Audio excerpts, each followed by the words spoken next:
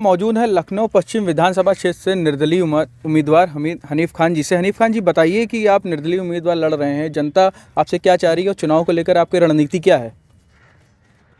देखिए, पश्चिम क्षेत्र की जनता की पसंद है क्योंकि मैं ज़मीनी नेता हूँ। पिछले 31 सालों से संघर्ष कर रहा हूँ। तमाम हमने विकास कार्य किए हैं, तमाम प्रताड़ना के खिलाफ हमने लड़ाई लड़ी है, दुख दर्द में शामिल रहे हैं। मैं उनकी पसंद हूँ। 4,33,000 जनता के भरोसे और अपने समर्थकों के भरोसे मैंने 31 सालों के संघर्ष के बाद पहली बार नामांकन दाखिल किया है। लखनऊ राजनाथ का इलाका है। जो साहस हमने निर्दलीय चुनाव के रूप में किया है, बगैर सिंबल और बगैर पार्टी का, ये साहस राजनीतिक पार्टी के बड़े से बड़े नेता नहीं कर सकते। उनके पास जबकि सिंबल भी है और पैसा भी है। दूसरी चीज़, समाजवादी पार्टी में मैंने 28 साल काम किया। 3 बार टिकट हमारा कटा, 2007, 2012, 2017 में।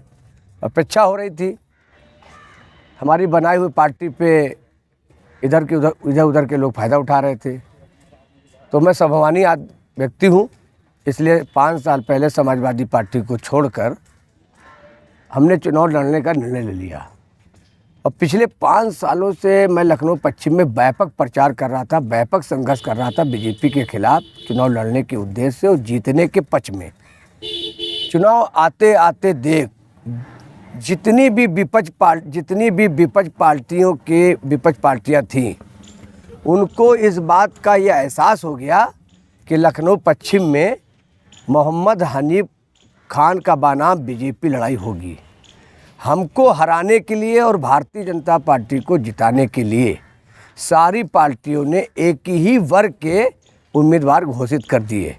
ये तस्वीर सामने जनता के सामने आ गई है। अच्छा, ओवैसी जी जिस तरह से दावा करते हैं कि 20% मुस्लिम हैं यहाँ पे और उनके लिए तमाम तरह की सरकारें आई, उन्होंने कोई विकास कार्य नहीं किया, तो उसको लेकर आप क्या कहें? ओवैसी जी के चुनाव में आने से तो आपको लगता है क्या मुस्लिम वोटों का ध्रुवीकरण होगा इस बार? देखिए, राजनीतिक पार्टियों की मुसलमानों के प्रति राजनीतिक पार्टियों की तस्वीर साफ नहीं है। तो मुस्लिम जो वोटर है वो उन्हीं विधानसभा में उन्हीं लोगों को वोट करेगा जिन लोगों ने उनकी लड़ाई लड़ी है या जिन लोगों ने समय समय पर उनकी आवाज़ को उठाया है। किसी एक पक्ष में वो वोट डालेगा नहीं इस चुनाव में। पहले समाजवादी पार्टी और अब निर्दलीय उम्मीदवार, तो आपको कहीं ना कहीं ये नहीं लगता कि चुनाव में आपको समाजवादी समर्थकों का है उनसे निराशा प्राप्त होगी? या आपको नहीं लगता कि समाजवादी पार्टी के खिलाफ आप जिस तरह से ज़मीनी स्तर की लड़ाई लड़ रहे हैं, क्या आपको लगता है कि आप कामयाब हो पाएंगे इस चुनाव में? देखिए, जितनी भी पार्टियां हैं और उनके जितने भी कार्यकर्ता हैं, हमने सबकी उनकी मदद करी है। वे सब लोग भी वोट के रूप में हमारी मदद करेंगे चुनाव में। तो अगर मान लीजिए आप विधानसभा चुनाव जीतते हैं निर्दलीय प्रत्याशी के रूप में, तो किस दल को समर्थन रहेगा आपका? अगर समाजवादी पार्टी की सरकार बनती है और उनको कुछ विधायकों की ज़रूरत पड़ती है, तो क्या आप उनका समर्थन करेंगे? क्योंकि आप समाजवादी पार्टी के पुराने कार्यकर्ता भी रहे हैं, तो क्या उनका समर्थन रहेगा आपको? देखिए, मैंने जनता से जो वादे किए हैं, उन वादों को जो भी सरकार पूरा करेगी, हम उस सरकार को समर्थन देंगे। तो आपके हिसाब से यूपी विधानसभा चुनाव में किस दल की सरकार पूर्ण बहुमत से आ रही है, या कौन सी सरकारें आ रही हैं आप? देखिए, भारतीय जनता पार्टी ध्रुवीकरण की राजनीति करती है, हिंदू मुस्लिम की राजनीति करती है। तो उसके पास तो ना तो कोई एजेंडा है, ना नीति है, ना विकास है। और विपक्ष जो रहा है वो बीजेपी के खिलाफ नाकाम रहा। इन 5 सालों में वो आक्रामक नहीं रहा बीजेपी के खिलाफ। अगर भारतीय जनता पार्टी की दोबारा सरकार बनती है तो इसकी जिम्मेदार संपूर्ण पूरा विपक्ष होगा, क्योंकि वो आक्रामक लड़ाई बीजेपी के खिलाफ नहीं लड़ पाए, सड़क पे नहीं उतर पाए, इसलिए वो अपनी ताकत के दम पर सत्ता में आएंगे। वो अच्छा, क्षेत्र की जनता आपसे क्या चाह रही है? अगर आप निर्दलीय प्रत्याशी चुनकर जाते हैं विधानसभा चुनाव में, तो सबसे पहला कौन सा ऐसा कार्य करेंगे जिससे जनता को राहत मिले? देखिए, हमारे जीवन की सबसे बड़ी सफलता है ऐतिहासिक टिकैतराय तालाब को मैंने आज से 6 साल पहले उसको बनाया था, उसकी सुंदरता को बढ़ाया था। इसके अलावा मैंने 400 सड़कें भी बनाई थी और तमाम व्यक्तिगत लोगों के काम मैंने लाखों की तादाद में किए हैं। ये तो हो गए विकास से और व्यक्तिगत संबंधित कामों की बात हो गई। दूसरी चीज़ ये है कि जनता को हमसे बहुत उम्मीद है। जनता को ये मालूम है कि मोहम्मद हनीफ खान जो नेताजी हैं, ये ज़मीनी नेता हैं। ये जब मोबाइल करिए या घर जाइए तो तुरंत फ़ोन उठाते हैं, तुरंत घर पे मिलते हैं, अगर कोई समस्या होती है तो उसको दूर कर देते हैं।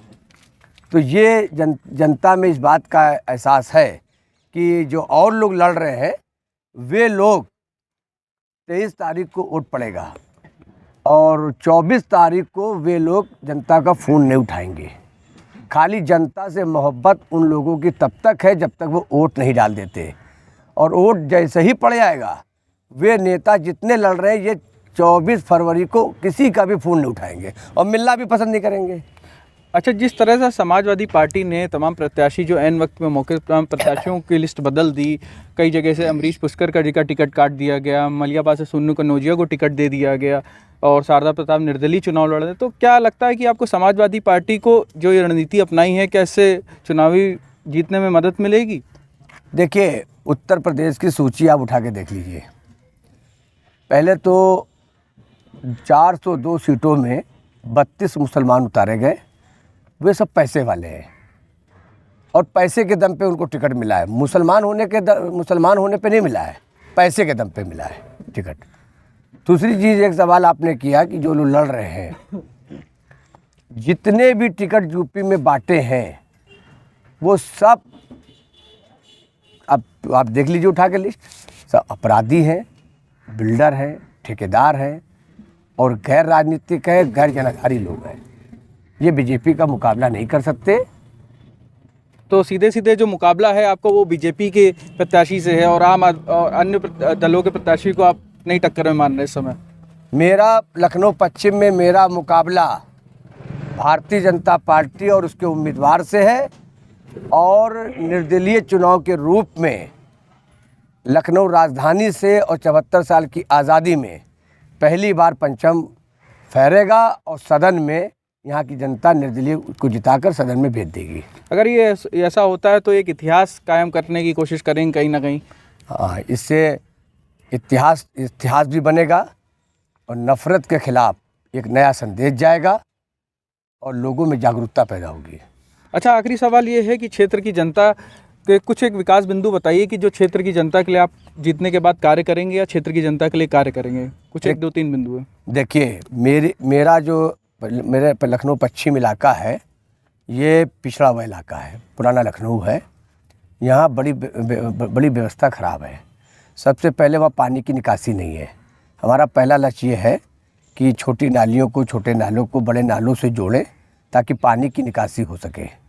दूसरा, विकास कार्य में भेदभाव बहुत करते हैं चुने हुए लोग।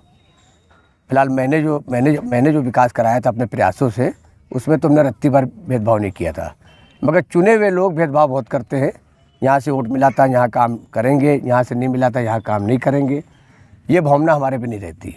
हमारा एक सूत्री कार्यक्रम, एक लक्ष्य रहेगा कि लखनऊ पश्चिम में एक भी सड़क, एक भी गली न रह जाए विकास के लिए।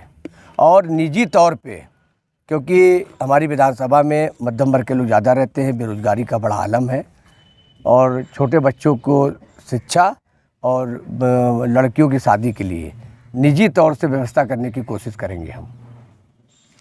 जैसा कि हमारे साथ मौजूद थे लखनऊ पश्चिम से निर्दलीय उम्मीदवार हनीफ खान जी, इन्होंने अपनी बात बताई कैसे वो अगर विधानसभा में चुन के आते हैं तो जनता के ऐसे कौन से कार्य हैं वो जो पूरा करेंगे।